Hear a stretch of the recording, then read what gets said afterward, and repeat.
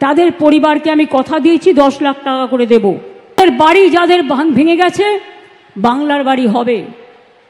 নমস্কার, দেখছেন talk to Bangla. আমি অভিষেক রয়েছে আপনাদের সাথে। এই মুহূর্তে যে খবর নিয়ে উপস্থিত হয়েছি, মুখ্যমন্ত্রী সরাসরি কিন্তু একদম ঘোষণা করলেন 10 লক্ষ টাকা এবং বাংলার বাড়ি পাবে যাদের কিন্তু ক্ষতিগ্রস্ত হতে হয়েছে। মুর্শিদাবাদের যে ঘটনা ঘটলো, অশান্তির ঘটনা, সেই ঘটনায় যারা ক্ষতিগ্রস্ত হয়েছে তারা কিন্তু এই ঘোষণা মুখ্যমন্ত্রী তাদের জন্য একদম সরাসরি করলেন। এবং তিনি আরও ঘোষণা করলেন তিনি ধুলিয়ান এবং মুর্শিদাবাদে ভিজিট করবেন নিজে একদম।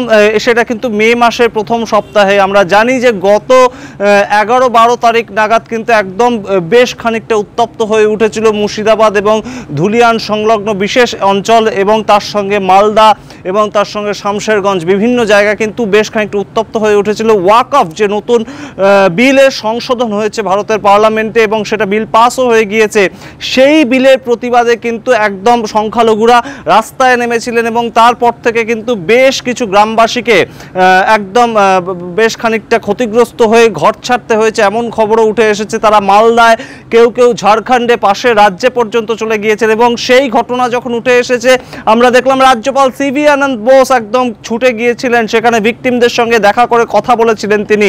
এবং তিনি কিন্তু বলেছিলেন যে একদম সরাসরি এই রিপোর্ট তিনি একদম কেন্দ্রে পাঠাবেন এবং কেন্দ্র সেই অনুযায়ী অ্যাকশন নেবে। এবং তার সঙ্গে রাজ্যে এসেছিলেন জাতীয় মহিলা কমিশন এবং তার সঙ্গে জাতীয় মানবাধিকার কমিশনও।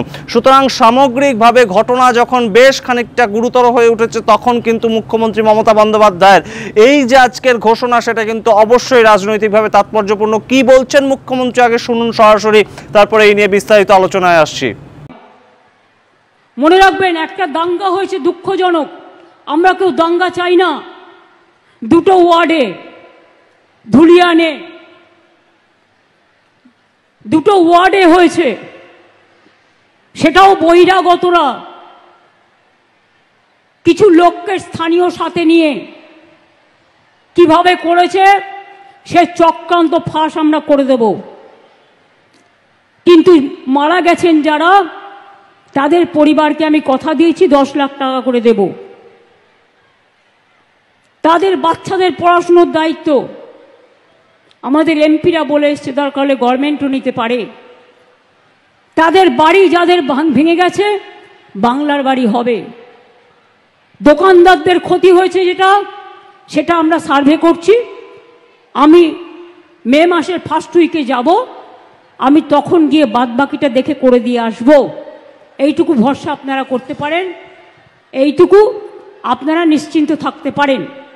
আপনারা শুনলেন মুখ্যমন্ত্রী মমতা বন্দ্যোপাধ্যায়ের ঘোষণা, এবং সেই ক্ষেত্রে কিন্তু কোনো ধরনের কোনো রাজনৈতিক বক্তব্য তিনি কিন্তু রাখার না চেষ্টা করলেন। যদিও তিনি বলেছেন কারা এই ঘটনা ঘটিয়েছে সেটা ইনভেস্টিগেট করবেন এবং তিনি খুঁজে বের করবেন এবং পরবর্তীতে সেই অনুযায়ী শাস্তি হবে।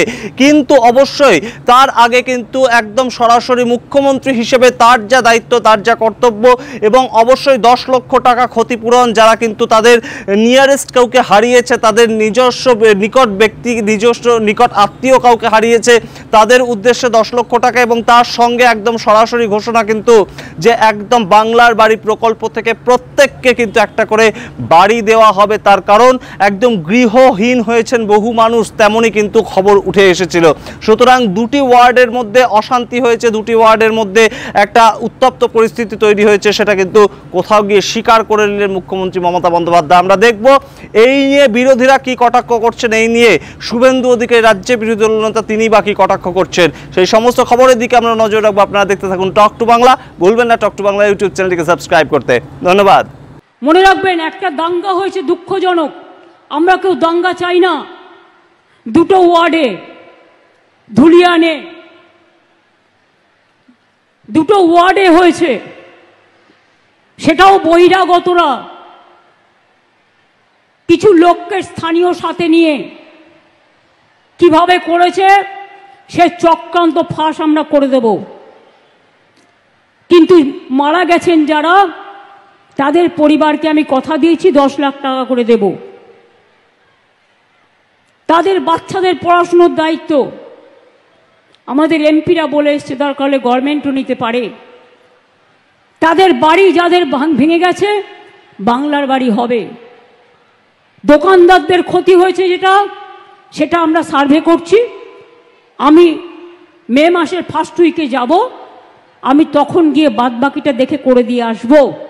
এইটুকু ভরসা আপনারা করতে পারেন, এইটুকু আপনারা নিশ্চিন্ত থাকতে পারেন। কি হলো, জল খাবে?